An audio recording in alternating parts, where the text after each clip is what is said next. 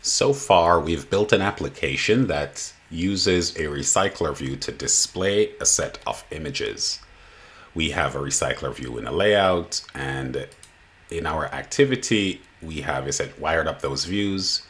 We created an image adapter class that extended the recycler view adapter class, and we implemented the view holder pattern where views contained in an element called a view holder were created and then subsequently provided with data by setting their properties in a separate function from that used to create the view and the view holder. We then assigned a layout manager to our recycler view that enabled our recycler view to then display views generated by the recycler view adapter. What we want to do now is look at enabling interactions with our recycler view. We want to allow a user to, for example, select an item from the recycler view and have something be triggered. Now, the interesting thing, and I suppose the more complex thing about recycler views, is that unlike other adapter views, such as the spinner, again, a recycler view is not technically an adapter view, but we'll refer to it collectively based on how we use it. Unlike, say, a spinner, where there is a specified event type for which you can enable and provision or instantiate and then provide a event listener to the spinner, the recycler view has no such facility. Rather, the recycler view is almost seen as a framework where the views generated by a recycler view can actually be relatively complex. Our current implementation is very simple, but there's no reason why we could not have a far more complex view element for each item in our collection. And in fact, this is something you see a lot in applications that implement this scrolling pattern. So think of any social media app where you have these elements that may contain lots of individual view elements. So a social media post may have an image, it may have a like button, it may have comments, it may have all of these different views. And every time you scroll past an element, you see another element that contains the same set of views.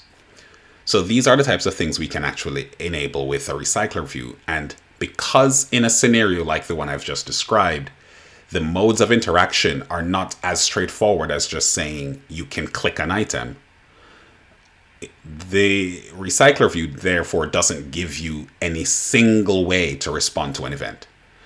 Rather, we will provision our recycler view with a mechanism to respond to any event that we see fit.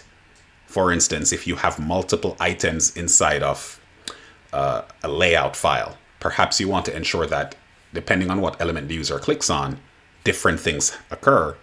Well, a recycler view basically says to facilitate that, you will simply provide all of the callbacks that you want to the adapter, and then they will be attached independently. So that's what we're going to work on today.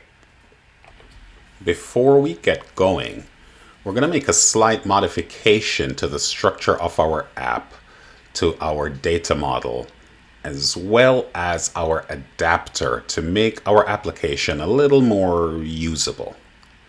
What I would like to do is add a description, or at least a name, to each of my images so that you don't have to guess what an item is. It will have its name associated with it. So in order to do that, I will essentially need to have a more complex view item stored inside of my view holder. Now, I could do this with code by simply creating a linear layout or a similar layout and then adding view elements accordingly.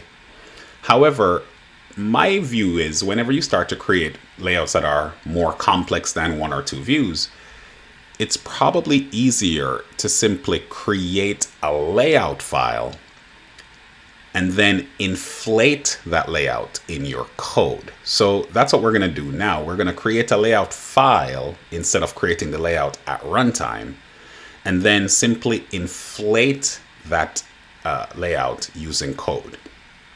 So first thing we're going to do is create a new layout file. So to do that, I'll just right click on the layout folder. I'll select new layout resource file. Here, I now need to give this file a name. I'll call it RecyclerView item. And I'm not going to change anything else. I'll leave the root element as the default, a constraint layout. I'll leave source set to main, and I'll leave directory name as layout. I will also not be adding any qualifiers. So hitting OK gives me this new layout file that looks the same as any layout file I've worked with in the past. However, this layout file would not be associated with an activity as we've seen in the past. Rather, this will hold the items that my recycler view will display for the elements inside the collection. So what I'm going to do is give this layout two items. I'm going to give it an image view, and I'll be asked to select an image, sort of a placeholder, so I can see my image view and manipulate it. And I can do that like this. I'm also going to give my image view a similar height and width to what I had before, 300. And then I'm going to add a text view and add similar constraints.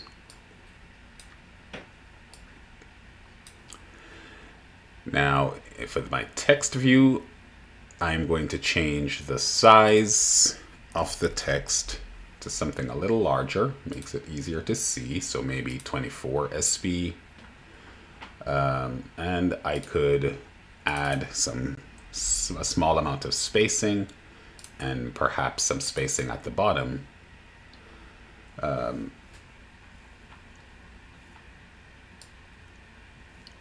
I'll have to do this, and I'll add some spacing at the bottom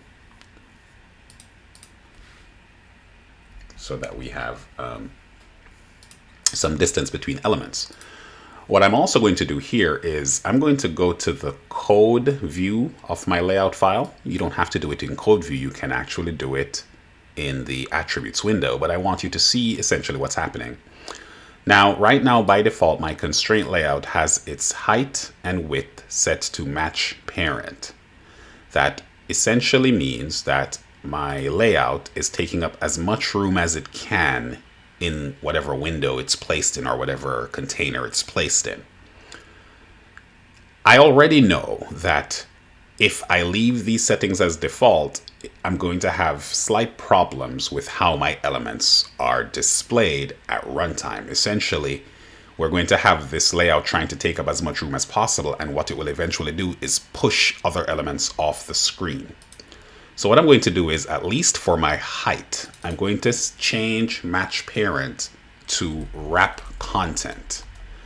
Wrap content is essentially you could think of it as the opposite, where wrap content says take up as little room as is necessary. So this will, instead of pushing elements off the screen, it will only take up as much room as is necessary, allowing multiple elements to be present on the screen at the same time. If you'd like, you can always play around with that property to see the result or to see the effects. So this is my layout file. I have an image view called image view. These are very generic IDs. Sometimes it's a good idea to give your IDs more descriptive names, especially if you have multiple elements of the same type. But in my case, I don't have multiple elements, so I'm just keeping it simple. So I have an image view and a text view. Now, in order for this text view to be populated, I need to have the name of each of the deserts that is passed into my adapter. Right now, if you recall, my adapter receives an int array, which is an array that contains all of the resource IDs for each of the images in my resource folder, my drawable folder. What I'm going to do is restructure my data model. And instead of passing in an array of integers, what I'm going to do is create a new class. I'm going to create essentially a container. I'm going to call this image item. And the goal of the image item class will essentially be to hold on to data. It's just going to be a plain data class. In fact, in Kotlin, we can specify that this is a data class, meaning its only job is to store data, at least its basic job. And you can add to a data class, but by specifying that a class is a data class using the keyword data, Kotlin will automatically generate some helper functions for us. We're not, turns out we won't even need any of those, but it gives us the ability to just quickly define a basic class. So notice this new syntax. I don't even need to provide a body. I'm just going to go ahead and specify what properties this class should have and whether they are vals or vars. In my case, I'm specifying that once you create an image item and pass in properties, they're never going to change. So my image item objects will have two properties. It will have an image, which will be a resource ID.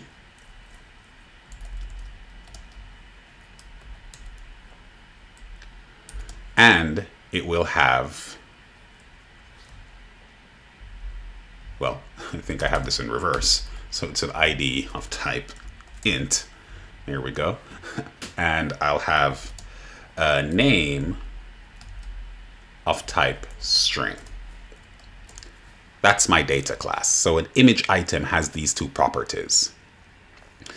Now, I'll go back to my main activity, and what I'm going to do is refactor this, where instead of creating an array of integers, I'm going to create an array of image items. So I don't have a really clean way of doing this, so I'm just going to kind of augment each of these lines by simply prefacing each section with image item.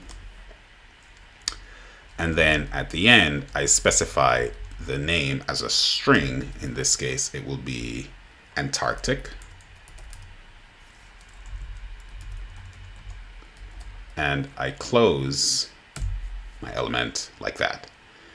And now I'll just lather, rinse, repeat by making sure that each of these items is converted into an image item. So I can simply paste for each of these. It would be nicer if I'd put this in a little function to do some of the work. All right, we'll see if we can get this to. Yeah. This is not clean, but we'll see if the IDE will automatically restructure them for me as I go through each. If not, we'll just manually modify each one. So this is the Arctic. And it is not automatically doing it, but that's fine. We'll fix it at the end. That's a comma.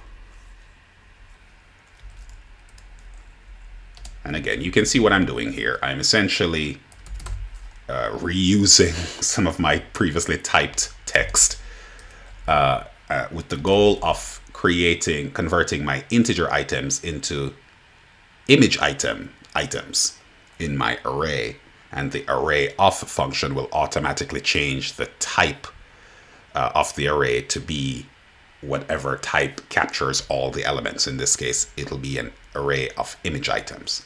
So I'll just keep going. Great Victoria.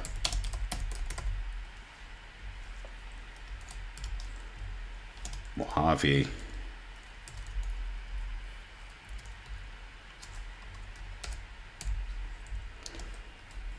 Namib. Hopefully you had already fast forwarded through this part.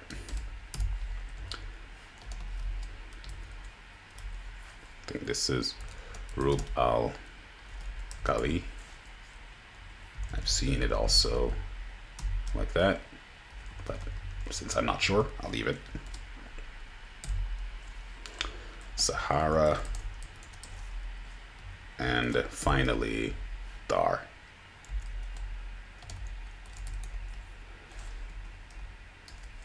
All right, and I believe we are done. I just need to restructure these. Thankfully, it just jumps right to the correct spot. Perfect. Oh, I didn't even need to select the right area. So there's my new array.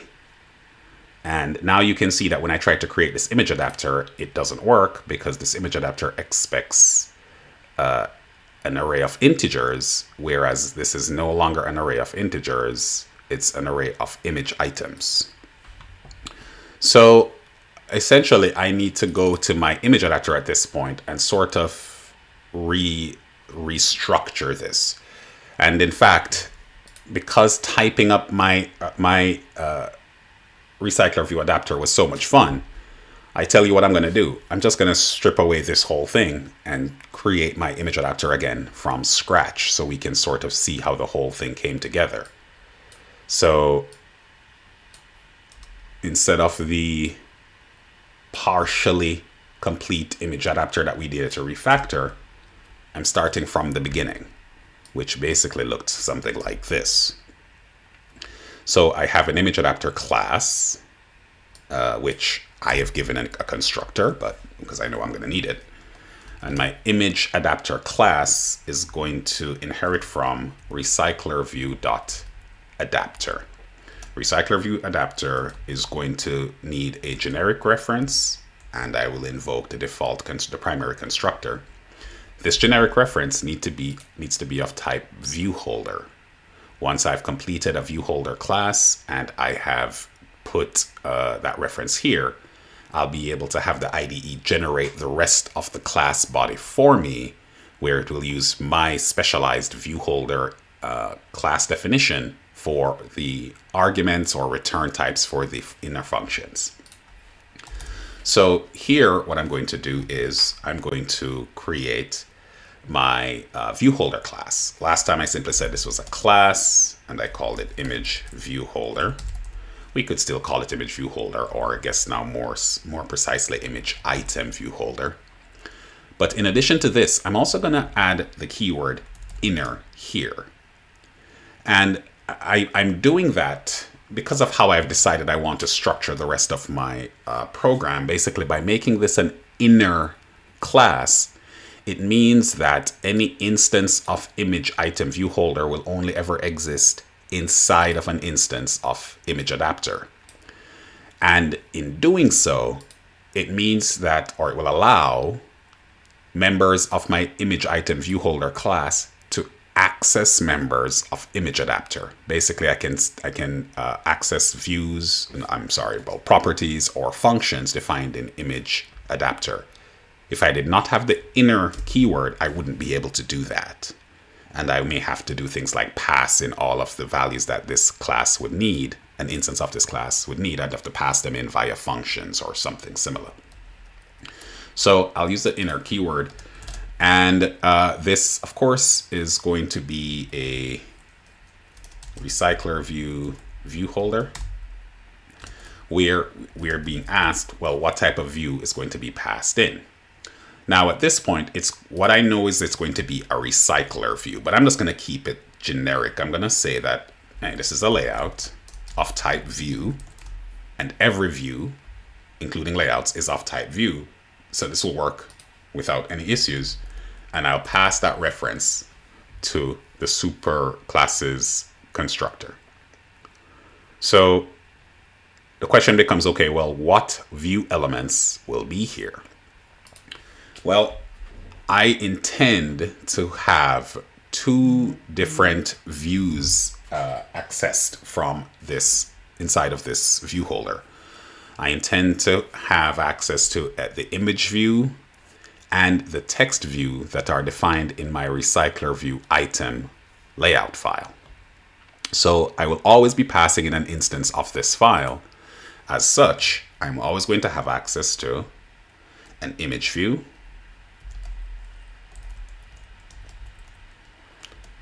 which will be accessed from layout.findViewById. It's going to be an image view that I extract, and the ID will be r.id.imageview. That is the name, that is the ID given to the image view object inside my layout file. Second, there will be a text view, and if I were so inclined, I could just call it text view. And this would also be layout.findViewById. This is going to be a text view. And this will be r.id.textView. Again, I'm not all that keen on having such generic names for my IDs. I'm not even that keen on having such generic names for my properties either. So I could call these other things, such as image item image view and image item name or something to that effect. But in the interest of brevity, in terms of my property names, I'll just leave them as they are. So far, this is what I have. We're going to come back to this later on and add some more functionality. We'll see that in a moment. But for now, what I can do is to simply take this reference to my image item view holder and pass it as the generic reference to my adapter definition. So it will be image item view holder. And now that I have that, I can generate the code as necessary by implementing all the outstanding functions.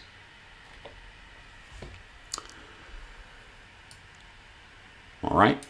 Now, before I can do anything else here, what I need is to get my items into my adapter. So I'll give an argument or define a parameter for my primary constructor.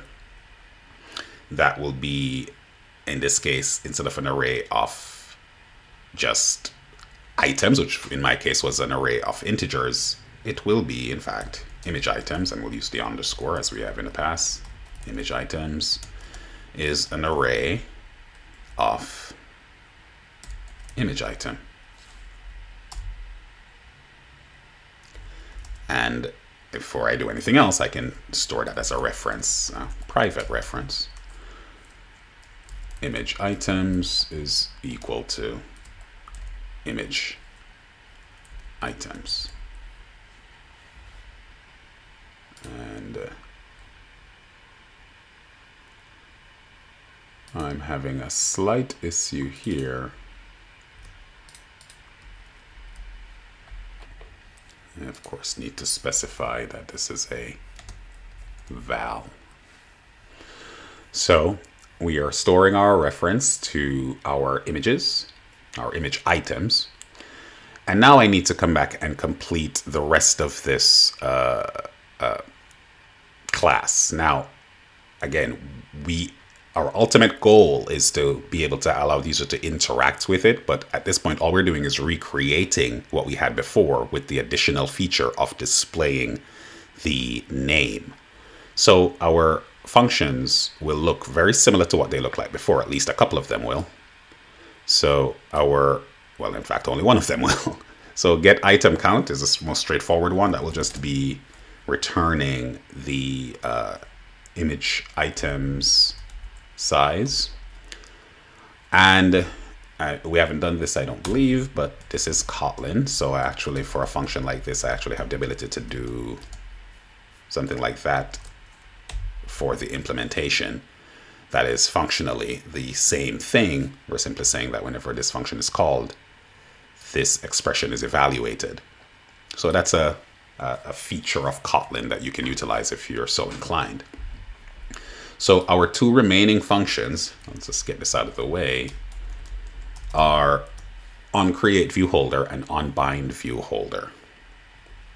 Now, onCreateViewHolder can be created in a fashion similar to our previous example, where we simply instantiate a view holder and pass in as an argument an instantiation of a view.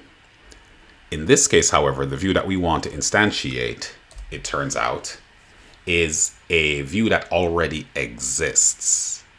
It is, in fact, available to us as a layout file.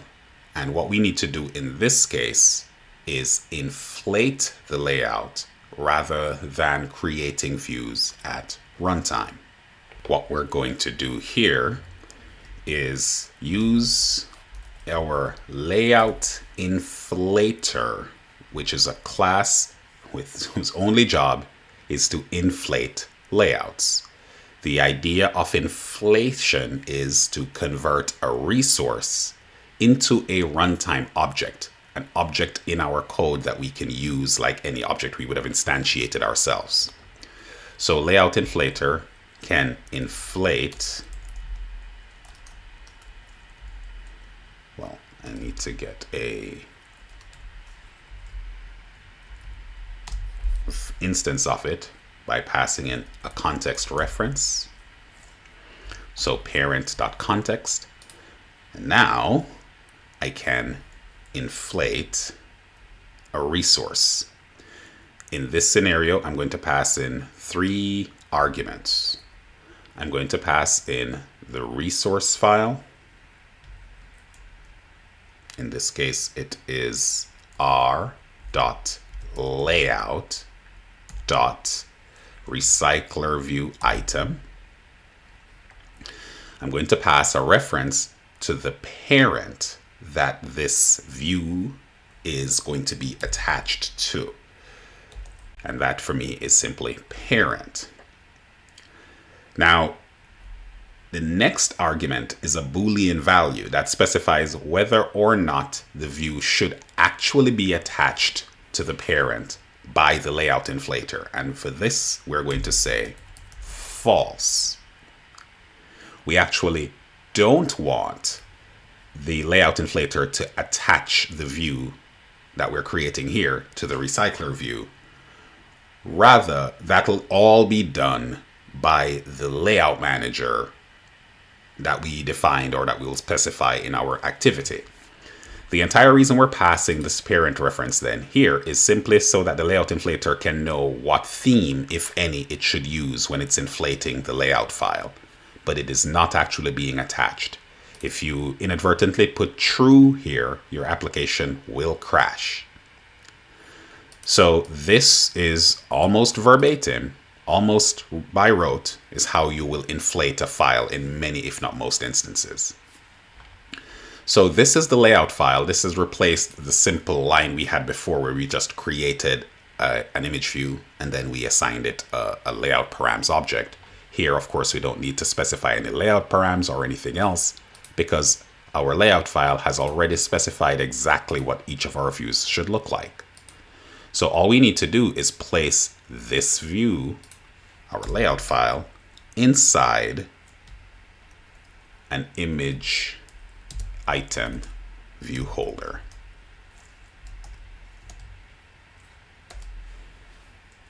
And I place it inside the constructor. And now I simply return that image item view holder. So this is it. It's a little simpler than creating the view ourselves. Certainly easier if you have multiple views. Not only because it's less code, but if you have multiple views and those views have to be arranged in a particular way, it is oftentimes easier to do it in a way that allows you to see what the views will look like without having to run your program. So using Android's traditional or original view system, that generally means creating a layout file, which is what we've done. So back to my adapter, I'm done with my onCreate view holder. My next job then is to implement onBind view holder. And in this case, whereas before we only had one view, now I have 2. So it basically means I'm going to set the properties of 2 objects, 2 view objects based on the item I pulled from the collection at this position. Specifically, I am going to update my image view. So it will be holder, which is the name of the parameter that will be initialized with the argument passed in by the layout manager. Holder, and it's an instance of image item view holder. So it has the property image view. And on that image view, I can set the image resource to be image items at position dot name. Well, I'm sorry, dot ID. So the dot ID pulls the ID property, which is an integer, from our data class, from the image item data class, and sets it as the resource ID for the image view. And now we do the same thing for our text view. So the text view's text value will be image items at position, and now we access the name. So image resource is a function call, but text is just a property we access directly, which triggers the setter internally.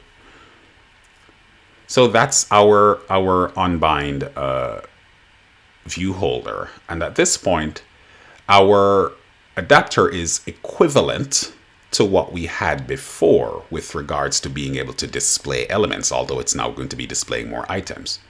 Of course, we want to verify that everything inside of our main activity is correct. And similarly, we want to now assign a layout manager. So let's go back to our linear layout manager. And the linear layout manager only takes context. And if we run our application now, what we should get is items being displayed in a linear fashion where the image and the name show up. And here we have it.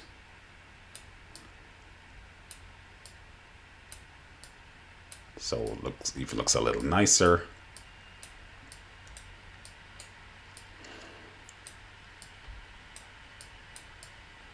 I think something might be wrong with how I've set my my views. I've lost a label here. I've pushed it off the screen. So I'd have to revisit my layout file.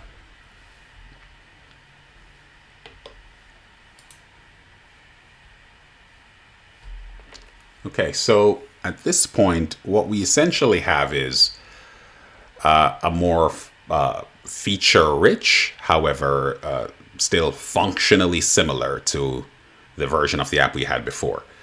The next feature, as far as we're concerned, is we want to have the application be triggered whenever the user interacts with our recycler view. We want to respond to the event. We want to do something. Now, what we're going to do in this scenario is we're going to have our application show a larger view of the image view. It may not be much larger since the one that we display by default in the recycler view is already pretty large, but we're going to see if we can isolate the image. So what I'm going to do here is I am going to add to my activities layout file, I am going to add an image view, and I could also add a text view, essentially to extract both things. So let's go ahead and do that. So I'll add a recycler, an image view. What I've done at this point is I've taken the recycler view out of the way by removing its bottom constraint, so it just kind of it snaps to the top. So I just want to do that for now while I sort everything else out. So I have my my image view, and I'm going to have a text view to display the text. Now here's how I'm going to arrange everything, because how you anchor or how you constrain your views will impact the user experience. As you just saw, one of my elements wasn't even being displayed, perhaps having to do with how everything else was set up. So that's something I'd have to go back and visit and make sure everything is aligned. But if we don't get it at the end, we can go back through and debug. So what I'm going to do is I'm going to constrain my text view to the bottom of the screen. 48 pixels from the bottom, maybe even that's a bit much. but what we want is essentially something, a frame of reference. So my text view is going to be my frame of reference. Let's do 16 pixels from the bottom. And I'll set a text size that's a little larger. I think in the view it's 24. I'll make this 24, and perhaps I'll set the text view in the recycler view item to be a little smaller than 24. And if I can find the text size without searching. You can always scroll, even if it's quite a bit of scrolling. It's always in here somewhere. So I'm looking for text size. I'm looking for T. And here we go. It's 24. So let's make it 16. So it's subordinate to the larger text value that gets displayed when you actually pick an image. So now I'm back to my activities layout file. So this is going to be my frame of reference. This is the one that's anchored to the parent. And what I'll do is I will anchor the bottom of my image view to the top of the text view. And then I can anchor everything else accordingly. And at this point, I can make a decision about how I want this particular image view to be sized.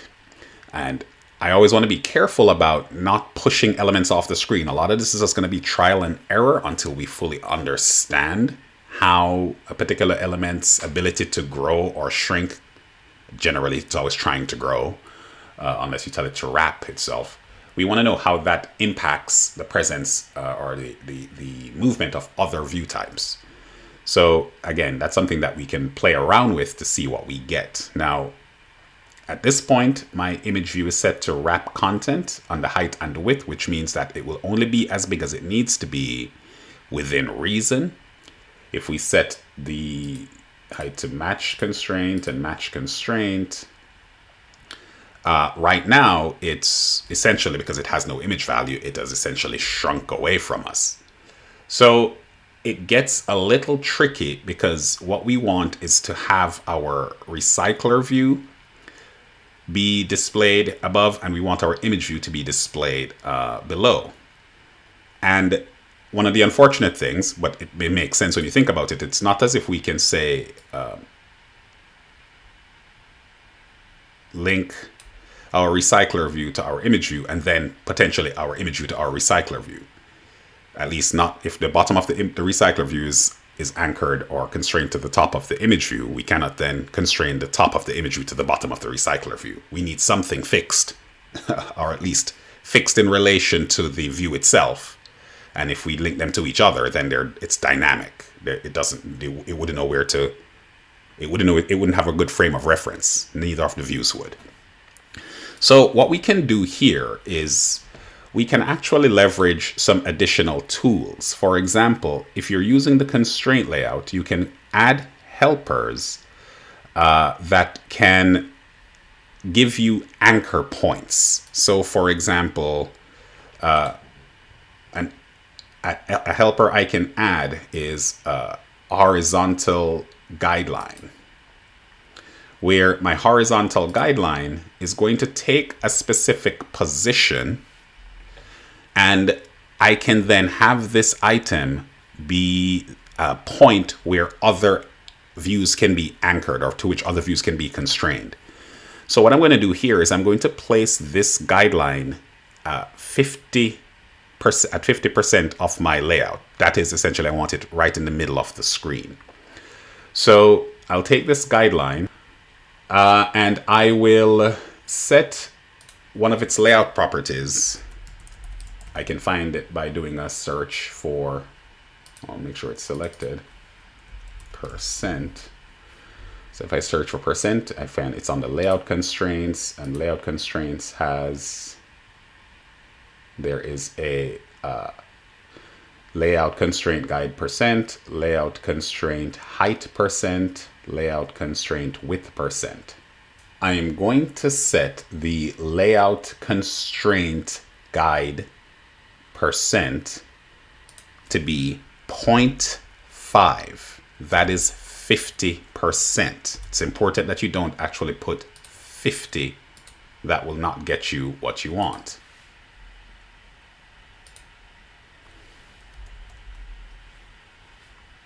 Not sure what happened there.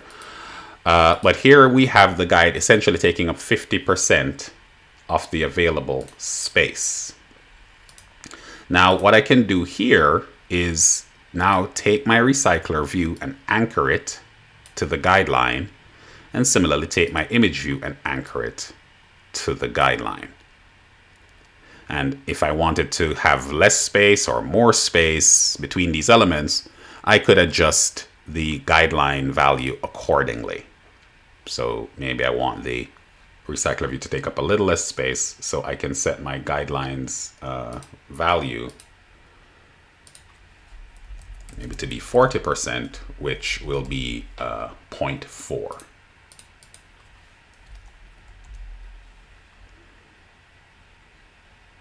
So there we have it.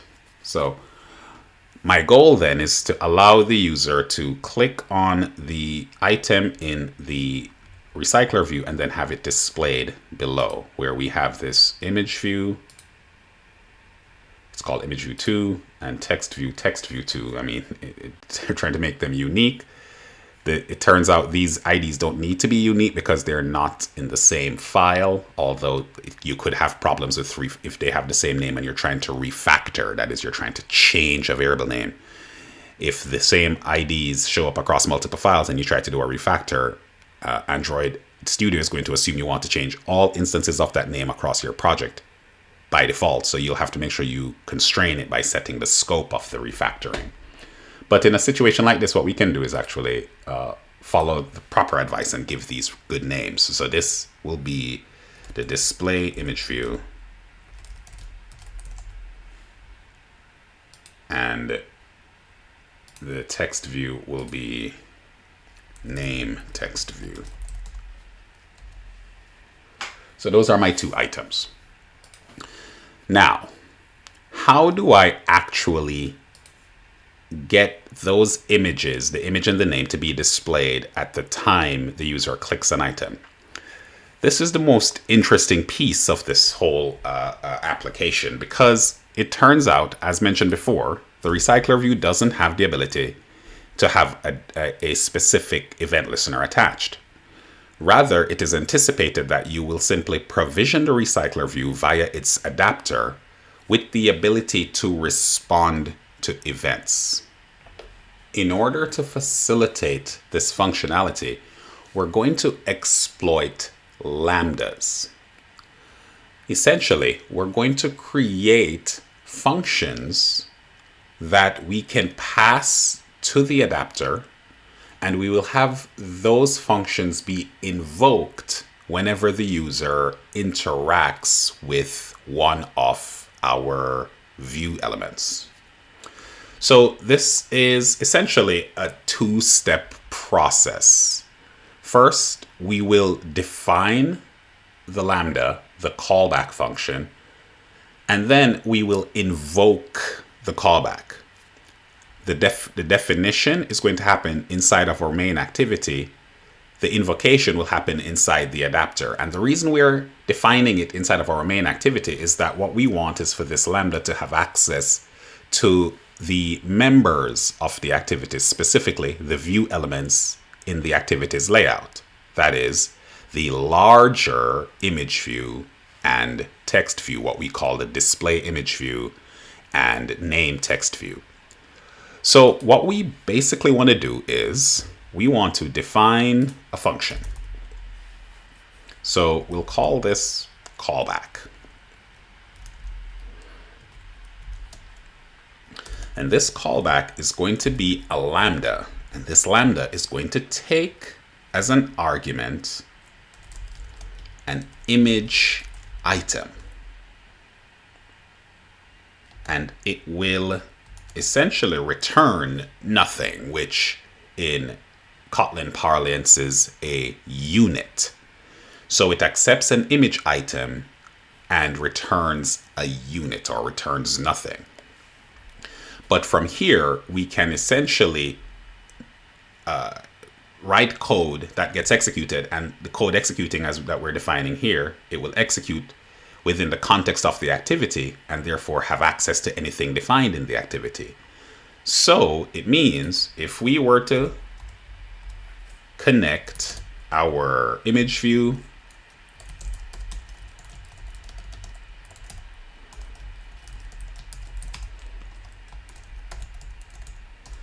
as well as our text view,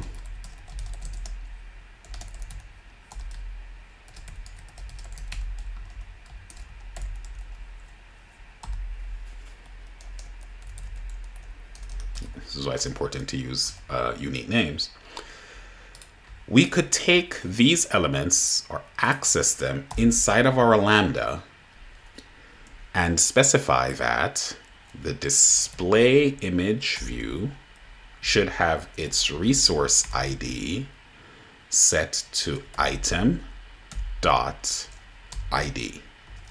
And similarly, name text view can have its text value set to item dot name. This is a top level first class function that can actually be invoked. But in order to invoke it, or we are going to pass it to our adapter. So we need to tell our adapter that it should be able to accept a Lambda. We'll call that Lambda, well, anything we want, callback. And callback is of type image item, and it returns unit. It is a function that takes this item and returns this. So similar to how we were doing this before, I want to have my properties specified. I can now set that argument as a property. Not sure why I made callback with an uppercase B, but it's too late now. So now I have the callback as a property of my image adapter. My goal at this point is to actually have that callback function be invoked whenever a user clicks on one of the views. I could make that the image view or the text view or even the layout itself, which means that regardless of which view you click on, it would be triggered. Now, in order to do that, I'm going to specify it inside the image item view holder. There are other ways this could be done, but those are all less efficient because you would be reassigning the event listener when it wouldn't be necessary. So what I'm going to do here is I'm going to add what's called an init block. An init block is essentially a special function or a special block of code rather that gets invoked whenever an instance of a class is instantiated. You can have multiple init blocks and they're all executed in the order specified. In this init block, I'm basically going to say that an image view, or again, I could do it on the entire layout, but let's just say that I want to give this image view an on-click listener. This on-click listener now wants me to specify what should happen when you click the image view. I am going to tell this on-click listener that it should invoke the callback. Now, the reason I can even access this callback is because this class is set to inner. If it was not an inner class, I would not have access to the callback. So it's important that if this is the design approach you take, your view holder is defined as an inner class. So I am going to invoke the callback, and I just invoke the callback using the parentheses where I then pass in the argument that is required, in this case, an image item. And I access image items through the image items array, and I can now pass in an index. Now, there are ways that I could get this index be passed in directly, but one way to do this is actually just to use what's called the adapter position. This is a property defined in the recycler view, which tells us the current position of the adapter. So this is going to invoke the function that we defined inside of our activity, passing in the specific item found at this position. Once it is invoked, what we should see is the image view and the text view being updated. So the last thing we need to do then is pass this callback in to our image adapter by simply passing it as the second property. So if everything goes according to plan, this should now give us the functionality we need.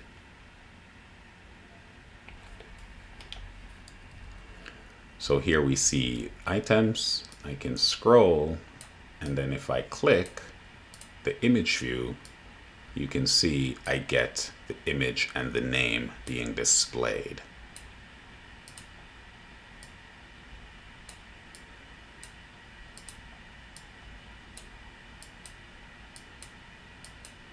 And I also addressed my layout problems. It would appear that because my recycler view had a fixed size, the name of the last element was being excluded, but after allowing it to dynamically change, that addressed the issue. So here is the functionality that I'm looking for. Now, just as a little bit of syntactic sugar, Kotlin essentially has this feature that says if the last argument of a function is a lambda, then you actually don't need to pass the lambda in as an argument the way we're doing it here using the standard syntax.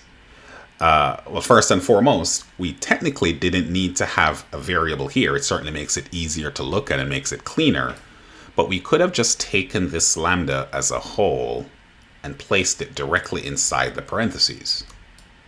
Now, this looks a little messy, and a lot of people may not even like or be able to read this cleanly. So Kotlin essentially says, okay, there isn't a whole lot we can do about this, but there is one thing we could fix, and that is we could make it a little easier to read by not forcing you to place the lambda inside the parentheses, as you see us doing here. So what I can do is I'm cutting this code, so it's in my clipboard. And what Kotlin allows you to do is essentially place the lambda definition outside the parentheses, like this. So it looks a little cleaner. Now it's important to understand all this is doing is saying that this lambda is the final argument, in this case the second argument, being passed to this constructor or a similar function. This is not a new syntactic way of invoking something. It's just a shortcut, or one could argue makes it a little easier to read, a little cleaner to type. It's another way of essentially passing in a function as an argument. So this looks a little cleaner and it functions the same way. So that's essentially the interaction aspect of working with a recycler view. You can imagine that I could just as easily define multiple callback functions as I've done here, pass them in as numerous arguments to my adapter, and then within my adapter, I could assign each of the view items its own callback that does its own thing. So again, think of the social media example. One of these callbacks could trigger a like function, another could trigger a comment function, another could trigger a delete function, and it goes on and on. The recycler view does not constrain you to only a single type of event handling. Rather, it allows you to handle events however you choose by simply provisioning the adapter to accept them and then assign them to your views as you see fit. So this is the recycler view. This is how we get the ability to display lists of items or grid items. And now you see how we are able to respond to events such as click events by assigning a callback via our adapter and using our normal event listeners to trigger the callbacks.